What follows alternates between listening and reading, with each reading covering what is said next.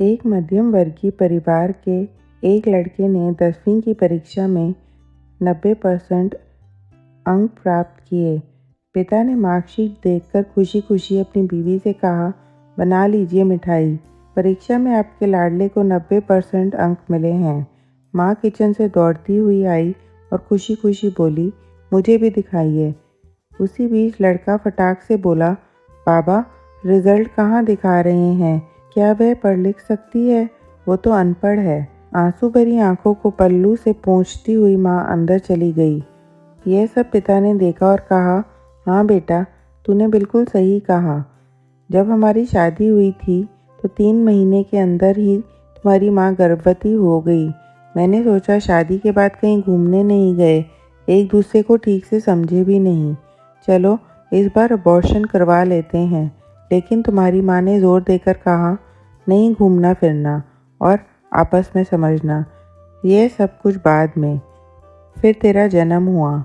वो अनपढ़ थी ना, जब तू गर्भ में था तो उसे दूध बिल्कुल पसंद नहीं था। उसने तुझे स्वस्थ बनाने के लिए हर दिन 9 महीने तक दूध पिया, क्योंकि वो अनपढ़ थी ना। तुझे सुबह 7 बजे स्कूल जाना होता था, इसलिए सुबह 5 बजे उठकर तेरा मनपसंद नाश्ता और डिब्बा बनाती थी, क्योंकि वो अनपढ़ थी ना। जब तुम रात में पढ़ते पढ़ते सो जाते थे तो वह आकर तुम्हारी कॉपी और किताब बस्ते में भरकर तुम्हें बिस्तर पर सुलाती थी और उसके बाद ही सोती थी, और रात में बार बार जाकर तुम्हें चादर ढकती थी, क्योंकि वो अनपढ़ थी ना।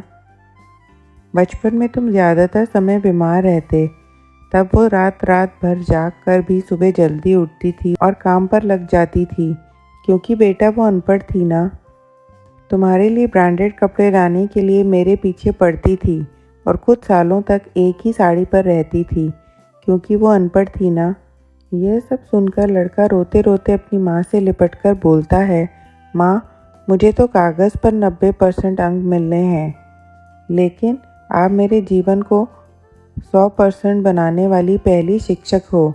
माँ मैं आज भी अशिक्षित हूँ और आपके पास PhD के ऊपर भी उच्च डिग्री है, क्योंकि आज मैंने अपनी माँ के अंदर छुपे हुए डॉक्टर, शिक्षक, वकील, ड्रेस डिज़ाइनर, बेस्ट कुक, इन सभी के दर्शन कर लिए।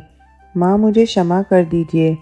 बेटा, जो आपकी नज़र में पढ़े लिखे लोग हैं वो सब पहले अपना स्वार्थ और मतलब देखते हैं, लेकिन आपकी माँ ने आज तक कभी नहीं देखा, क्योंकि अनपढ़ है ना वो खाना बनाकर और हमें परोसकर कभी कभी खुद खाना ही भूल जाती है।